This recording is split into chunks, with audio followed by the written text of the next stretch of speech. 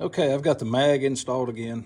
Got it internally timed and externally timed with the pin. The issue that I've had is this. You see number one right there. This is a right-hand mag. So if it's like this, it should go counterclockwise. So you got 1, and then it should be 4, 3, and then this one should be number 2.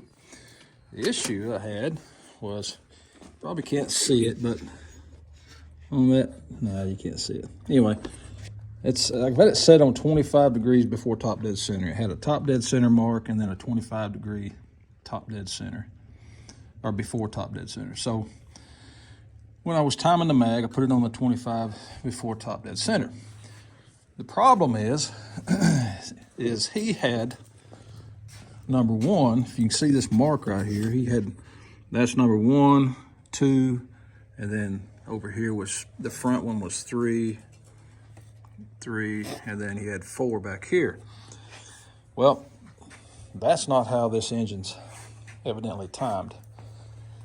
From what I have gathered, I've went through the firing order of 1, 4, 3, 2, and it is correct.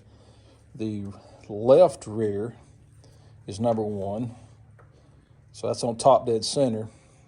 And then the next, you go 90 degrees or 180 degrees of the prop, and you come over here to 4, and then it was loose, and then 3, another 180 degrees with the prop, and then another 180, you end up with 2.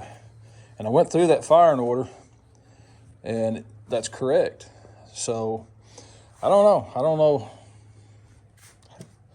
who's wrong, me or him, but we'll find out here shortly. I'm gonna have to rerun these plug wires and put them to the right cylinder, and then we'll see if she's fired.